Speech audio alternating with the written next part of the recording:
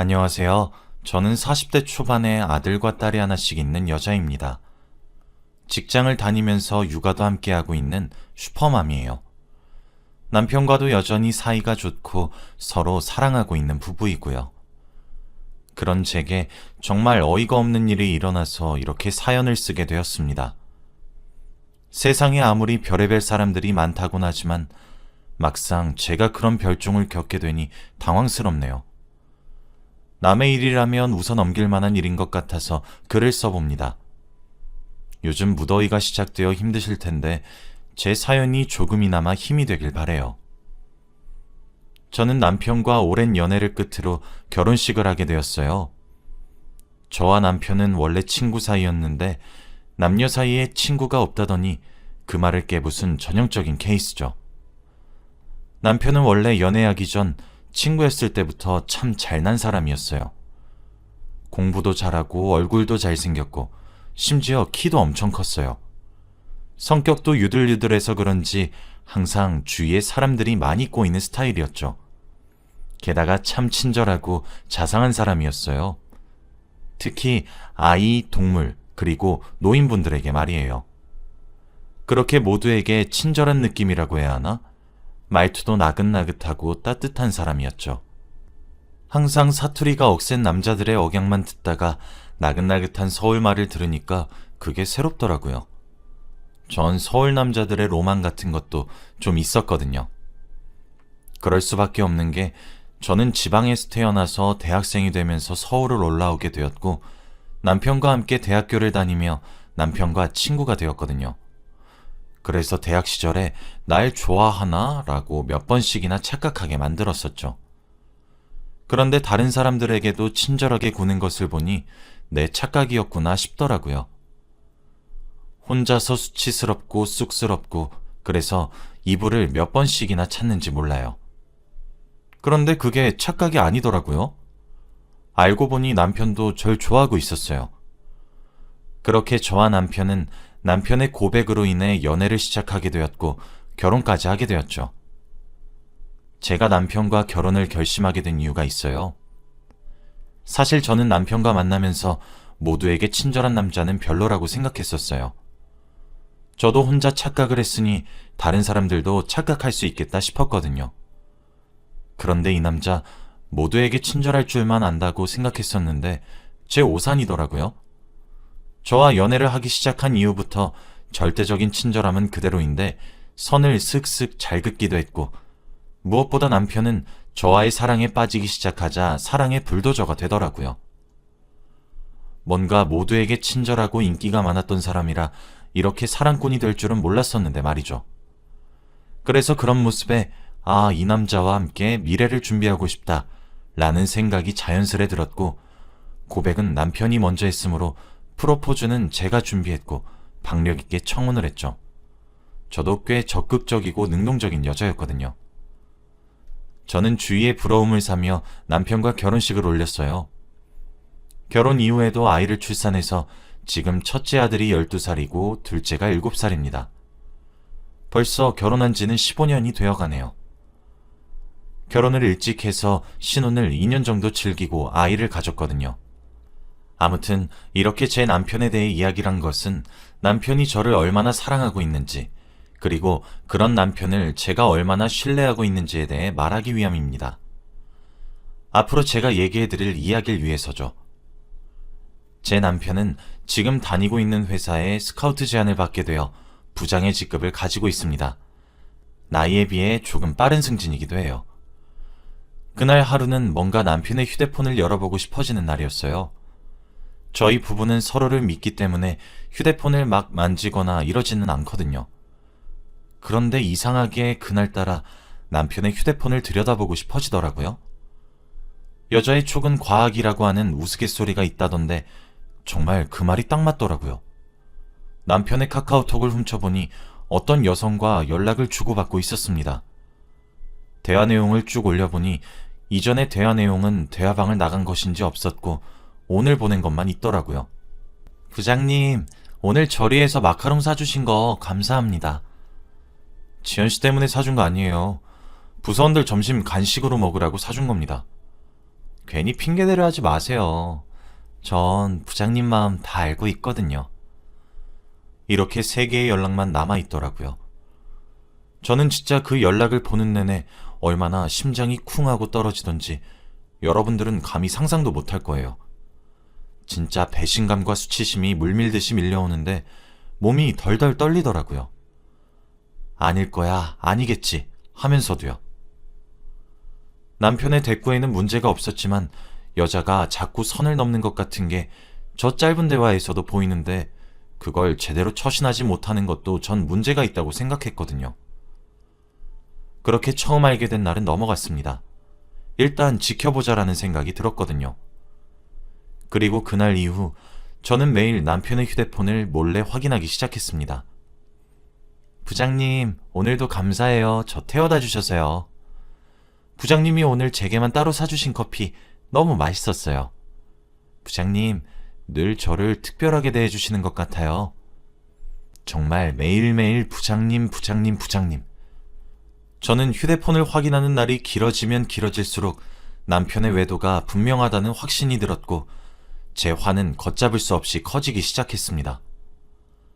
아무것도 모르고 옆에 누워서 자는 남편의 얼굴을 주먹으로 쳐주고 싶었고 아무렇지 않게 제게 애교를 부리고 안아주는 평소의 남편의 모습도 꼴보기가 싫어지더라고요. 하지만 그럼에도 불구하고 전 여전히 남편을 너무나 많이 사랑하고 있었고 저희 사이에 태어난 아이들도 생각하지 않을 수 없었어요. 남들이 미련하다 욕을 하더라도 기다리자고 생각했어요. 기다리면 돌아오겠거니 하면서요. 하지만 제 고민이 지속되다 보니 회사에서 일을 하는 것도 엉망이 되었고 회사 일도 집안일도 모두 제게 스트레스로 돌아오기 시작했죠. 점점 제게 티가 나기 시작했던 거죠. 그리고 저희의 결혼기념일이 다가왔어요. 남편은 매 결혼기념일이 될 때면 제게 엄청난 감동을 선사했었는데 이번에도 그렇더라고요. 저 몰래 준비한 호텔 숙박권과 스파 이용권, 아이들을 시댁에 맡기고 저와 남편은 호캉스를 떠났어요. 그날 밤 남편과 함께 오붓한 시간을 보내고 룸서비스를 시킨 뒤 와인을 한 잔 먹고 있는데 남편이 제게 말했어요. 자기야, 요새 많이 힘들어?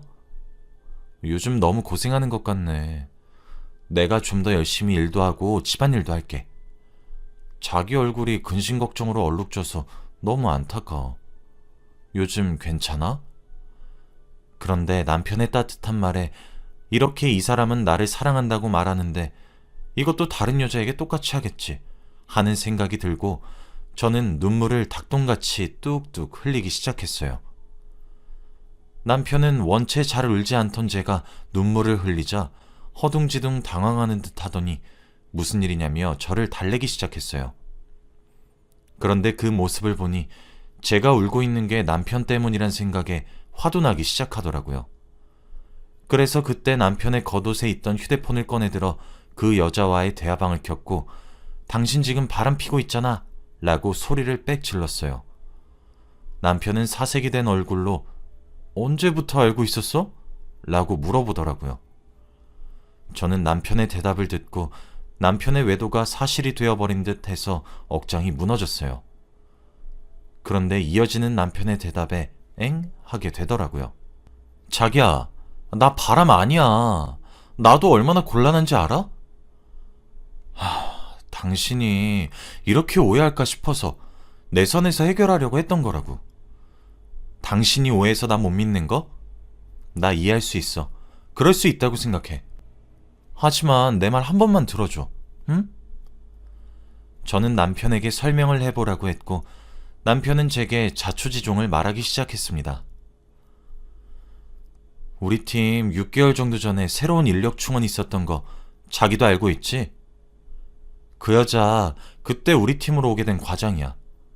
그런데 바람? 정말 나 그런 거 피지 않았어.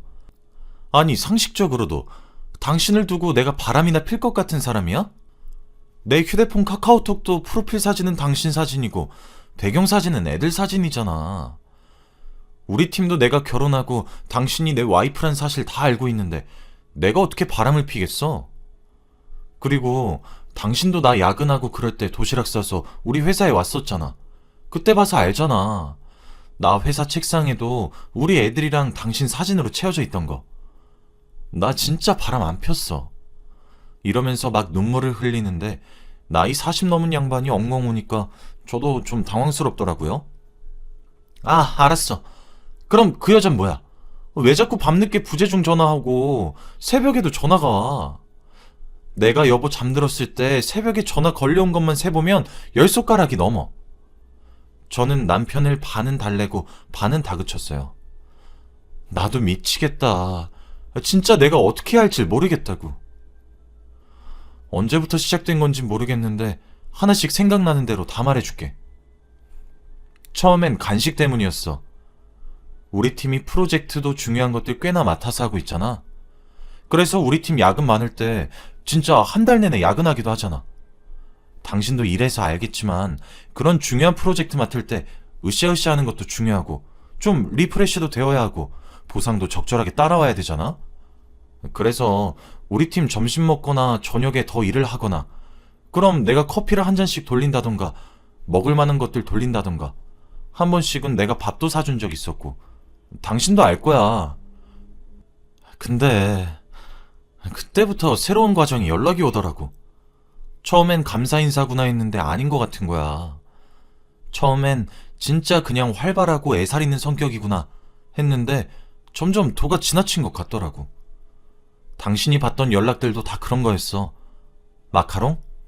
그거 점심 먹고 한 3시쯤에 오늘 야근 힘내자고 내가 간식 쏠 테니까 뭐 먹고 싶냐고 물었거든? 그때 신입사원이 회사 근처에 새로 생긴 마카롱이 먹고 싶다는 거야. 그래서 걔한테 카드 들려주고 걔 보고 사오라고 심부름 시켰어. 그렇게 다가 시간 가졌는데 여과장이 하나도 안 먹고 있더라고. 그래서 내가 아무거나 하나 집어서 건네줬어. 맛 좀 보라고 하면서. 근데 그게 하필 체리 마카롱이었나 봐. 그날 밤에 연락이 오는 거야. 자기한테 선을 긋는 것 같았는데 자기가 제일 좋아하는 과일도 알고 있다고 부장님 마음 다 눈치챘다고 헛소리를 하면서. 커피도 그래. 아무리 빨리 해도 새벽 1시까지는 일을 해야 되는데 퇴근 시간 지나니까 애들이 눈이 풀려가지고 커피 한 잔씩 사줄 테니 먹고 하라고 했는데 자기만 프라푸치노 사줬다고 따로 사준 거니 뭐니 저러는 거야. 프라푸치노 그것도 지가 고른 메뉴라고. 당신이 못 믿으면 나 포렌식 검사도 맡길 수 있어. 나 진짜 너무 억울하고 결백해. 당신이 이렇게 의아할 줄 알았으면 미리 고백하는 건데. 남편이 목에 핏대를 세워가면서 저렇게 주장하니 저 말이 맞나 싶기도 하더라고요. 남편의 말은 새로운 여과장이 혼자 오해하고 혼자 망상하고 있다는 거였어요. 그럼 자기는 왜 선을 넘지 말라고 말 안 한 거야? 그리고 이렇게 내가 오해할 건덕지가 없게 사전에 미리미리 자기가 선을 그었어야지. 자기야, 나 진짜 최선 다했어. 안 되겠다. 내일 휴대폰 포렌식 맡기러 가자. 데이터 복구해서 뽑아줄 테니까 당신 눈으로 직접 봐. 나 진짜 최선 다했어. 나한테 은근슬쩍 붙고 그러는 것도 이러지 말라고 정중하게 말했어. 근데 그랬더니 나보고 수줍음을 타냐는 거야. 사적으로 연락 오는 것도 하지 말라고 말했어. 근데 되려 나한테 밀당을 너무 잘하는 것 같아. 진짜 무슨 말을 해도 받아들이는 게 다 그런 식이기도 하고, 그리고 직급으로 봐도 나는 남자 부장이고 걘 여자 과장이잖아. 내가 억압하고 압박 주기엔 남들 눈에 보이는 것도 껄끄럽기도 하고 나는 최대한 좋게 거절하려고 하고 있었어. 이때까지 기록을 지운 건 이런 문제 자기한테 얘기해서 자기 속상하고 신경 쓰이게 할까 싶어서였어. 당신이 이 문제로 이렇게 힘들어할 것 같아서 내 선에서 처리하려고 숨긴 거였어. 정말 미안해. 남편의 말을 듣고 보니 저도 직장 생활을 하고 있어서 그런지 남편 입장이 이해는 가더라고요. 이게 남자와 여자이기도 하고 직급의 차이도 꽤나 있으니까요. 제가 다른 부서원들은 그런 거 눈치채거나 하지 않았냐고 하니까 남편이 안 그래도 그것 때문에도 힘들다고 하더라고요. 여과장이 다른 사람들한테도 사적으로 내 이야기를 하나 보더라고. 뭐 따로 챙겨주니 그러면서. 다른 팀에다가도 이야기하고 우리 팀원들한테도 얘기를 하는 것 같았지. 근데 뭐 그럴 때마다 다른 직원들도 내가 워낙 소외되는 사람 없게 챙겨주는 거라면서 정정해주나 보더라고. 그리고 나한테 와서 여과장이 이런 말하고 다닌다 이렇게 얘기해주고 그랬거든. 그래서 내가 여과장한테도 따로 헛소리 하고 다니지 말라고 했더니 되려 나한테 아직 비밀인 게 좋으시구나 이러면서 말을 하는데, 여보, 나도 진짜 얼마나 많이 거절한지 몰라. 근데 말도 통해야지. 성별이 다르니까 어디 따로 불러서 이야기 할 수도 없어. 아니, 그리고 그 여과장 야구선수 이대호 닮았어. 당신이 천배만배 훨씬 예쁘고 똑똑하고 더 나은 점이 얼마나 많은데 내가 미쳤다고 바람을 피겠어? 내일 휴대폰 포렌식 맡기자. 남편의 말이 다 맞다는 전제하에 그 여과장은 완전 미친 여자가 따로 없더라고요. 결혼도 안 한 여자였는데 왜 안 했는지 알 것 같았죠. 일단 시간이 늦어 그렇게 대화를 마무리 지었고, 다음날 남편은 진짜로 억울한 감정이 컸던 것인지 포렌식 검사에 맡겼고, 저는 복구된 데이터를 받을 수 있었습니다. 복구된 대화 내용을 훑어보니 정말 남편 말이 사실이었어요. 몇 달 동안 남편은 하지 말라고, 이러지 말라고, 사적으로 연락도 하지 말고 선 지켜달라고 요청하고 있었고, 여과장은 그런 남편의 태도를 부끄러워하는 것으로 오해하고 있더라고요. 남편이 소리치며 화를 낸 적도 있는 것 같았는데 그것마저도 비밀 연애를 위한 연막작전으로 생각하는 것 같았어요. 진짜 대화 내용을 보면 볼수록 가관이고 미친 여자더라고요. 남편도 그제서야 자기 말을 믿어주는 제게 섭섭하면서도 고마우면서도 많은 감정을 느끼는 듯 했어요. 저도 남편의 말을 듣고 오해해서 미안하다고, 앞으로 다 물어보겠다며 미안하다 사과를 했고요. 그래서 그때부터는 제가 매일같이 남편 회사에 마중을 나가기 시작했어요. 제가 남편보다 퇴근 시간이 1시간 반 정도 빠르거든요. 저희 집과 제 회사가 더 가깝기도 하고요. 그래서 가능했어요. 어떤 날은 아이들과 함께 가기도 하고 어떤 날은 예쁘게 차려입고 가기도 하고, 그러다 남편의 팀이 늦은 시간까지 야근을 해야 하는 날이면 통 크게 간식거리를 한가득 사서 찾아가기도 했어요. 남편의 팀원들도 그럴 때마다 저희를 보고 어쩜 이렇게 사이가 아직 좋으세요? 진짜 부장님 부부 보고 있으면 저도 얼른 결혼하고 싶어진다니까요. 내 말이. 진짜 부장님이 여자 잘 만났어. 저도 사모님 같은 여자랑 결혼하고 싶어요. 진짜 부럽습니다. 라고 하는 등 부러운 말 한마디씩 던졌고, 그럴 때마다 남편도 옆에서 맞장구를 쳤어요. 그럼 내가 아내와는 잘 만났지. 너희들도 지금부터 노력해야 돼. 어디 우리 와이프 같은 여자가 흔한지 알아? 라면서요. 어깨를 으쓱으쓱거리는 제 남편을 보고 팀원들도 부럽다며 깨르르 웃고 넘어갔죠. 그렇게 몇 달이 지났나 하루는 제 번호를 어떻게 알았는지 모르겠지만 그 여과장으로부터 연락이 왔습니다. 따로 만나서 이야기 좀 하자고 하더라고요. 남편에게 말을 해줬더니 남편은 말렸지만 저는 여자끼리 얘기를 해보겠다고 말했어요. 그렇게 저는 제가 할 수 있는 가장 최대한 비싸고 고급지고 예쁘고 아름답게 치장을 해서 나갔습니다. 여과장은 아내인 저더러 제 남편에게서 떨어지라고 하더라고요. 자기만 아는 남자 족쇄채여서 괴롭히지 말라고 하면서요. 저는 그 말을 듣는데 기가 막히고 어이가 없어서 제가 시킨 아이스 아메리카노를 들어 그 미친 여자에게 확 부어버렸어요. 저기요, 정신 좀 차리세요. 그 사람과 결혼한 것도 저고요. 아내도 저예요.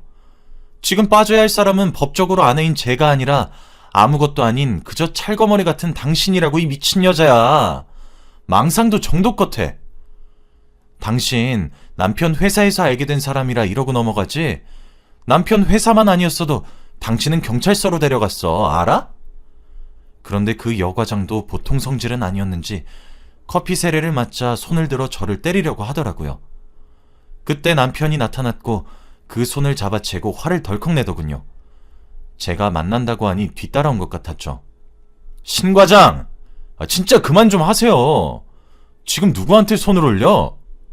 여보, 괜찮아? 신 과장, 만약 이 시간 이후 한 번만 더 선 넘으면 그땐 과장이고 부장이고 나발이고 바로 회사 측에 고발해서 조치할 겁니다. 아시겠어요? 여과장은 그런데도 아직 정신을 못 차리고, 부장님, 제 앞에서 어떻게 저 여자를 감쌀 수가 있으세요? 어떻게 제게 이러시냐고요? 라면서 혼자 심파극을 찍는데 진짜 진절머리가 나더라고요. 남편은 거기다가 대고 신 과장, 지금 당장 정신병원으로 좀 가. 당신 그거 병이야, 병. 이라며 소리를 지르고 저를 데리고 카페 밖을 나왔습니다. 제게 험한 꼴을 겪게 해서 미안하다고 허둥지둥거리는 남편을 보니 아직 저런 사람에게 절절매는 모습에 사랑을 다시 확인한 것 같고, 이런 일에 휘말린 남편이 안쓰럽기도 하고 만감이 교차했네요. 하하거리며 웃음 짓는 저를 보며 뭐가 그렇게 웃기냐고 핀잔 주는 남편이 조금 귀여웠습니다. 아무튼 그렇게 저와 만나고 제 앞에서 남편에게 욕을 들어서 그런지 그날 이후부터 그 미친 여자는 남편에게 연락을 하지도 않고 있고 선을 넘지도 않고 있습니다. 남편의 말에 따르면 부서 이동 신청을 했다고 하던데 반가운 소식이었네요. 아무튼 정말 세상에 별의별 사람들이 많다곤 하지만 저렇게 정신병자 같은 여자는 또 난생 처음이라 참 기억에 남습니다. 저는 그날 이후 남편과 더욱 돈독한 사이가 되었고 우리는 서로를 여전히 엄청나게 사랑하고 있습니다. 아마 남편에겐 아직도 여자는 저뿐인 것 같아서 행복하기도 하네요. 여기까지가 제 이야기입니다. 긴 글 읽어주셔서 안녕하세요. 저는 올해 40대 중반이 된 여자입니다. 저는 회사를 다니고 있는 직장인이고 자녀는 없어요. 그리고 얼마 전 이혼을 했습니다. 지금 생각해보면 아마 그 집안은 사기꾼이었던 것 같아요. 오늘은 제가 겪었던 이 일을 말씀드리려고 합니다. 저와 남편은 소개팅으로 만났어요.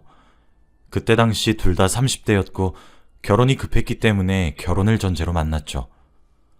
대화를 나누면서 어떤 일을 하고 있냐고 물어보니 공장을 다니고 있다고 하더군요. 그때 저는 대기업을 다니고 있어서 또래에 비해 돈을 잘 버는 편이었어요. 그런데 남편은 생각외로 저와 연봉 차이가 많이 나더라고요. 주선자에게 조금 화가 나긴 했지만 그래도 좋은 사람인 것 같아서 더 만나보기로 했습니다. 그 사람은 말도 나긋나긋하게 하고 대화 분위기도 재밌게 이끌어주어서 자주 보고 싶은 사람이었어요. 처음에는 재미삼아 만났던 관계가 점점 더 깊어졌고 저희는 그렇게 연애를 2년 동안 했습니다. 처음엔 이렇게 오랫동안 만날 줄 몰랐어요. 너무 저와 생활 패턴이 달랐고 씀씀이도 확연히 차이가 났거든요. 만약 이 사람과 결혼한다면 제가 버는 돈이 다 이 사람한테 갈 것 같았죠.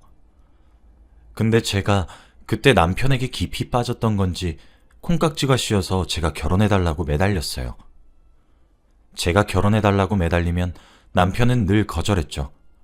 자기와 결혼하면 제가 힘들어할 거래요. 그래도 저는 뜻을 굽히지 않고 계속해서 매달렸고 남편이 마음을 돌리지 않자 남편 가족들도 찾아가서 결혼시켜달라고 했습니다. 다행히도 남편네 집에서는 저를 좋아해 주시더라고요. 그래서 저희 둘 다 30대가 넘어가니 가정이 필요했기에 속전속결로 결혼했습니다. 그런데 결혼 준비 과정에서 문제가 조금 많았어요. 남편이 모아둔 돈이 별로 없더라고요. 저는 그래도 어릴 때부터 결혼 자금을 조금씩 모아왔습니다. 그런데 남편은 결혼 자금이라고 하기에는 턱도 없이 부족하더라고요. 그때 잠깐 제가 미쳤던 건지 남편에게 결혼하면 갚으라고 했고 대부분 제 돈으로 결혼 준비를 했죠. 우선 신혼집은 제가 준비했습니다. 별로 크진 않았지만 원래 살던 집을 팔고 대출도 받아가면서 겨우 구했죠. 저는 집을 제가 구하면 살림살이는 남편이 책임질 줄 알았는데 그것도 아니었어요. 살림살이도 결국 제가 준비했거든요. 정말 남편은 몸만 들고 들어와서 결혼했습니다. 그래도 저에게 고맙다고 저밖에 없다고 말해준 덕분에 괜찮았어요. 제가 손해본다는 느낌이 없진 않았지만 앞으로의 결혼 생활이 더욱 기대되었기 때문에 걱정하지 않았죠. 그리고 정말 신혼이 되었습니다. 저와 남편은 하루가 멀다 하고 깨가 쏟아졌어요. 정말 운명의 상대를 만난 것처럼 행복했죠. 신혼 초반에는 남편이 제게 너무 잘해주더라고요. 제가 바깥일을 한다면서 식사도 다 차려주고 청소도 다 해주고 말이죠. 남편도 공장에서 일을 하긴 했는데 저보다 출근 시간도 늦고 퇴근 시간은 빨라서 가능한 일이었습니다. 그렇게 저희의 신혼생활은 행복했어요. 남편이 저에게 고마워하는 마음이 전해지니까 기뻤죠. 그런데 이 행복은 얼마 가지 못했습니다. 남편은 여동생이 하나 있어요. 시누이죠. 그런데 시누이가 저에게 아주 고역이었습니다. 시누이는 아들 하나를 키우고 있어요. 남편과는 지금 이혼 준비 중이라고 했죠. 그런데 결혼하니까 당당하게 저와 남편에게 시어머니를 모시고 살라고 하는 겁니다. 시어머니도 너무 좋다면서 셋이서 살면 쥐 죽은 듯이 살겠다고 말하더라고요. 너무 당황스러웠고 어이가 없어서 안 된다고 했어요. 딱 잘라서 말씀드렸죠. 시어머니는 아쉬워했지만 시누이의 반응은 놀라웠습니다. 뒤에서 저보고 매정하다고 며느리가 이 정도는 할 수 있지 않냐고 말하고 다녔거든요. 그걸 제 남편에게 말했습니다. 남편은 그래도 제 편을 들어주면서 시누이를 말렸지만 시누이는 끝까지 고집을 피우더라고요. 그래도 엄마 이제 혼자 살게 되는데 며느리가 같이 모시고 살 수 있는 거 아니야? 라고 했죠. 솔직히 제 성격상 그런 말을 들으면 가만히 못 있어요. 그래서 제가 앞에서 말하라고 시누이를 찾아가서 말했습니다. 그렇게 정 어머니가 혼자 사는 게 걱정되시면 시누이가 모시고 사시면 되겠네요. 그런데 시누이는 당황하면서 아무 말 못하더라고요. 딱 봐도 자기도 시어머니를 모실 수 있는 상황이 아니었으니 아무 말 못했겠죠. 그런데 이 일은 정말 세 발의 피 수준이었습니다. 시어머니는 시아버지와 사별하시고 혼자 살고 계시고 시누는 아들과 함께 살고 있고 저는 남편과 신혼집에서 살고 있어요. 그래서 시어머니를 돌볼 사람이 없습니다. 그런데 어느 날 갑자기 시어머니가 쓰러지셨다는 소식을 들었고 남편과 곧장 병원으로 달려갔죠. 병원에 가보니 의사 선생님께서 시어머니가 고혈압이라고 했고 당분간은 보살핌이 필요하다고 하더군요. 저와 남편 그리고 시누이까지 셋이서 모여서 의논했습니다. 시어머니를 누가 모실 건지요. 그런데 이야기를 하면서도 시누이가 계속 자기는 아들을 키우는 엄마이고 지금 이혼 소송 중이라 바빠서 집에 있으나 마나라며 어머니를 돌볼 시간이 없다고 하는 겁니다. 그러면서 자연스럽게 저희 집에서 살게 하시라고 하는데 저는 어이가 없었죠. 남편은 중간에서 갈팡질팡하고 있었고 저는 시누에게 놀아나기 싫었기 때문에 다른 방법을 제안했습니다. 6개월은 저희 집에서 살고 6개월은 시누 집에서 살기로요.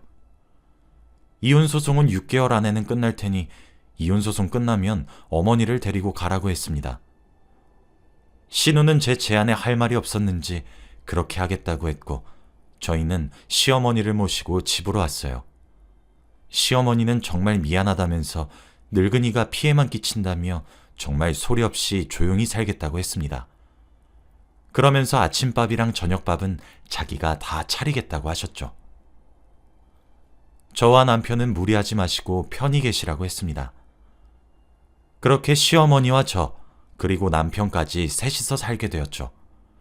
그런데 정말로 시어머니는 소리 없이 조용히 사셨어요. 아침에 저희보다 항상 일찍 일어나셨는데 저희 잠 안 깨우려고 조심조심 행동하는 것을 보고 시어머니도 많이 노력하고 있다는 걸 느꼈습니다. 그렇게 몇 달이 지났어요. 시어머니와 사는 것은 힘들진 않지만 그래도 신혼부부인데 남편과 둘이서 깨볶는 사랑을 못한다는 것이 조금 아쉽긴 하더라고요. 그렇게 약속했던 6개월이 지났습니다. 다행히 시어머니와 같이 사는 게 힘들게 느껴지지 않아서 6개월은 금방 갔어요. 그런데 시누이가 연락이 없더라고요. 저는 남편에게 시누이에게 연락을 해달라고 부탁했습니다. 그런데 일주일이 지나도 남편과 시누는 아무 말이 없었고 시어머니는 여전히 저희 집에 계셨죠. 여보, 시누한테 연락했어? 아, 맞다. 내가 요즘 일이 바빠서 깜빡했네. 나중에 할게. 라고 하면서 미루더라고요. 그렇게 미루다가 한 달이 지났어요. 저는 인내심의 한계가 왔고 남편에게 다시 말했습니다. 여보, 시누 왜 연락이 없어? 지금 약속한 6개월 다 지났잖아. 아, 사실은 동생이 한 달만 더 기다려달래. 지금 이혼 소송 때문에 바쁘다고 하더라고. 저는 화가 머리끝까지 났습니다. 물론 시어머니가 싫은 건 아니었어요. 그런데 약속한 건 지켜야 하는 게 맞지 않나요? 그래서 저는 그날 신우에게 한 소리를 하려고 전화를 걸었습니다. 근데 없는 번호라고 뜨더라고요. 저는 너무 당황스러워서 남편에게 물었죠. 그런데 남편이 하는 말은 더 충격적이었습니다. 사실은 동생이 돈이 없다고 하네. 지금 이혼하느라 힘든가 봐. 시어머니를 책임질 돈이 없대. 돈만 빌려주면 충분히 시어머니를 데리고 갈 수 있다고 하더라고. 그러면서 신우가 요구한 돈은 6천만 원이었습니다. 신우는 마땅한 직업도 없고 돈을 버는 곳이 없었어요.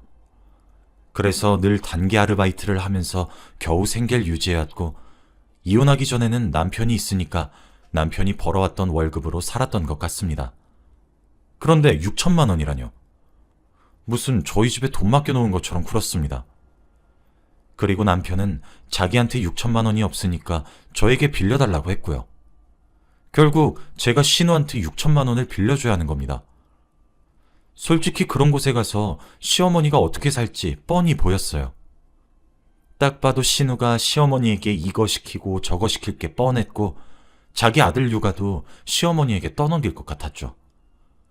그런데 그런 것까지 생각하면서 시어머니를 제가 감당한다면 신우 좋은 꼴이잖아요. 그래서 원하는 대로 하게 냅두고 싶지 않았습니다. 우선 남편한테 바뀐 신우 번호를 물어봤어요. 남편은 저에게 자신의 휴대폰으로 전화하라며 저에게 자신의 휴대폰을 건네주었고, 저는 그 자리에서 바로 신우에게 전화를 걸었습니다. 통화 연결음이 얼마 지나지 않아 받은 신우는 첫 마디가 "뭐래? 세연이가 돈 준대?" 였죠. 화가 미친 듯이 나더라고요. 왜? 돈이 없으세요? SNS 보니까 매일같이 배달음식 시켜 드시고 쇼핑도 하시면서 왜 어머니 모시고 사실 돈은 없는 거죠? 그래놓고 6천만 원이라뇨. 어머니 모시고 6개월 사는데 6천만 원까지 필요 없어요. 어머니 혼자서 잘 먹고 잘 주무시고 알아서 잘 하세요. 그러니까 전 6천만 원 못 줍니다. 아, 새언니. 사실은 제가 엄마를 감당할 자신이 없어요. 저도 지금 한 아이를 키우고 있는 엄마인데 어떻게 또 한 사람을 책임져요. 진짜 이런 말하면 불효녀인 거 아는데 새언니가 저희 엄마 좀 돌봐주시면 안 돼요? 지금 제 나이에 할머니를 모시고 산다뇨. 저 지금도 많이 힘들어서 부탁 좀 드릴게요. 그런데 그때 방문 밖에서 인기척이 느껴졌고, 그때 저와 남편은 눈을 마주쳤습니다. 집에는 저와 남편, 그리고 시어머니밖에 없었는데 그 소리는 시어머니 소리일 수밖에 없는 거였죠. 아마 이 모든 이야기를 다 듣고 계셨을 겁니다. 그리고 상처도 많이 받으셨겠죠. 자기 딸이 자기와 같이 살기 싫다고 하는데 말이에요. 저와 남편은 다급하게 전화를 끊었고 방 밖으로 나가봤어요. 역시나 시어머니의 표정이 좋지 않더라고요. 많은 충격을 받은 모양입니다. 그러면서 시어머니가 저와 남편에게 한마디 하셨죠. "나 딸네 집으로 갈게" 라고요. 저와 남편은 시어머니가 저희 집에서 계속 살고 싶다고 하실 줄 알았는데 의외였죠. 시어머니는 신우가 저렇게 자기밖에 모르는 사람이 된 건 자기 탓이라고 했고, 자기가 바꿔놓겠다고 했어요. 그리고 그동안 너무 고마웠다고 하더군요. 저와 남편은 막을 수 없었고 시어머니의 뒷모습이 너무 짠했습니다. 그날 저녁 신우가 저한테 전화가 왔어요. 시어머니를 저보고 보냈냐고 따지더라고요. 전 아니라고 수없이 말했지만 절대 믿지 않았고 저한테 6천만 원만 제발 빌려달라고 하더라고요. 돈 받을 때가 있어서 그거 돈 받으면 바로 보내드리겠다고 했고, 제가 돈을 준다면 시어머니가 그곳에서 좋은 거 먹고 좋은 옷 입고 살 수 있을 것 같았기에 신우에게 제발 효도 좀 하라고 하면서 돈을 보냈죠. 그렇게 며칠이 지났어요. 처음에 남편과 저는 신우가 혹시라도 시어머니를 막대할까봐 걱정을 했습니다. 그런데 둘 다 연락이 없어서 무소식이 희소식이다 하고 좋게 생각하려고 했어요. 그리고 약 한 달이 지났습니다. 그런데 어느 날 새벽에 갑자기 누군가 초인종을 누르더라고요. 저와 남편은 놀라서 이 시간에 누군가 싶어 인터폰을 보니 바로 시어머니였습니다. 저희는 무슨 일로 이 시간에 왔냐고 여쭈면서 시어머니의 얼굴을 보는데 눈물 범벅인 게 아니겠나요?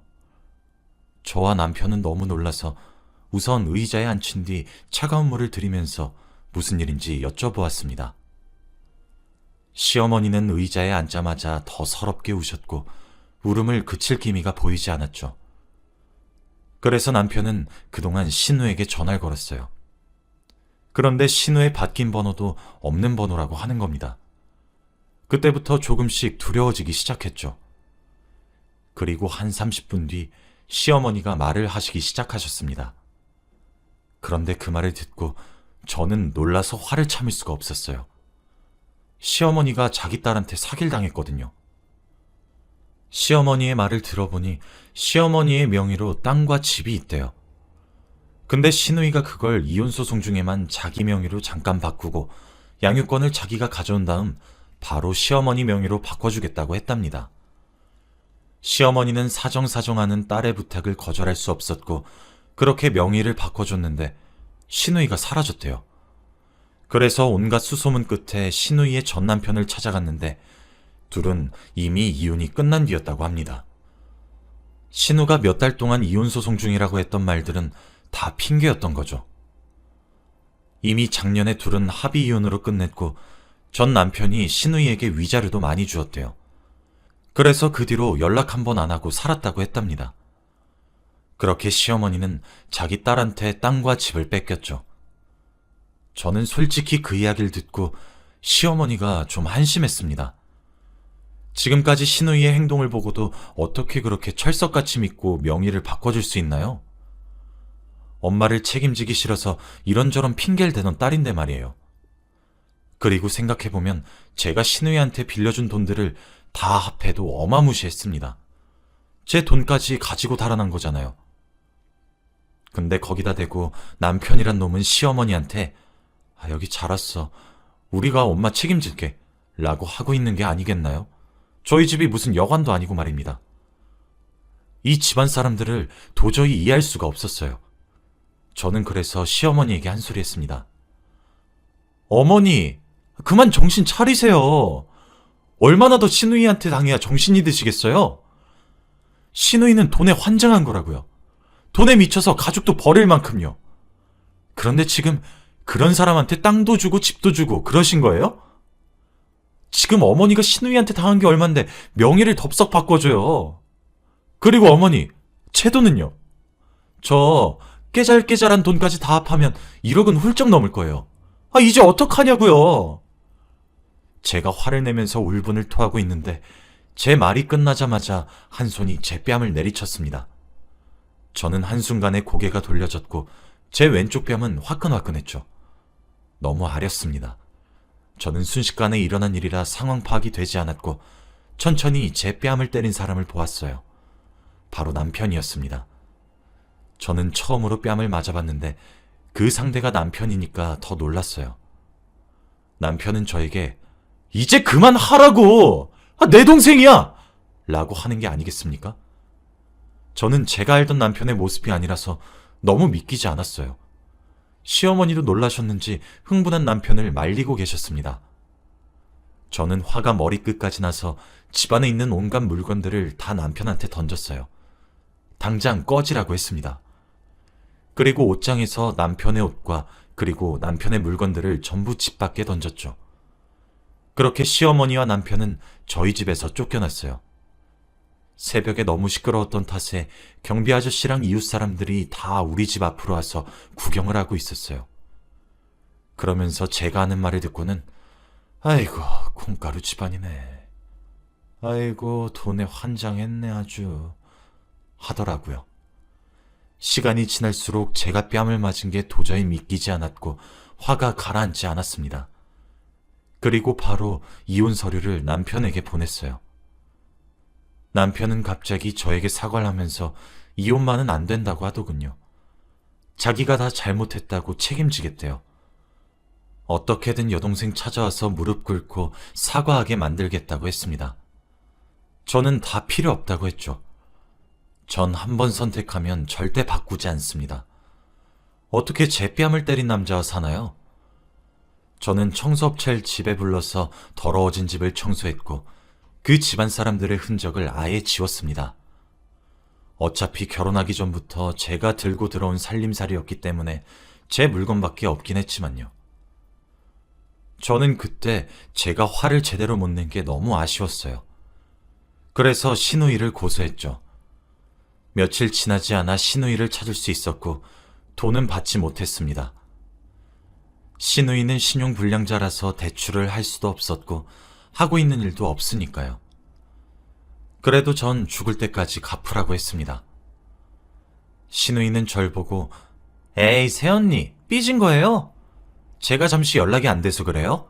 아니면 우리 오빠가 뺨 때려서? 라고 하며 절 살살 긁더군요. 그리고 새언니 그래도 한땐 가족이었던 사이인데 이렇게 빡빡하게 굴지 마세요. 그리고 우리 오빠 한 번만 봐주면 안 돼요? 동생 사랑이 워낙 진득해서 그랬던 거예요. 우리 오빠가 얼마나 사랑하는데 라고 하는 겁니다. 전 절대 봐주지 않았습니다. 그 집안 사람과 결혼했다는 게 제 인생 최대의 오점이거든요. 지금 생각해도 그때 남편한테 콩깍지가 씌어서 결혼하자고 매달렸던 과거의 제가 너무 바보 같아요. 전 아마 남자 보는 눈이 없나 봅니다. 지금은 좀 진정이 되어서 다시 일상생활로 돌아왔어요. 회사 일에 집중하다 보니 시간도 잘 가고 잡생각이 들지 않아서 좋네요. 제 이야기는 여기까지입니다. 여러분도 결혼 상대 잘 알아보시고 하시길 바랍니다.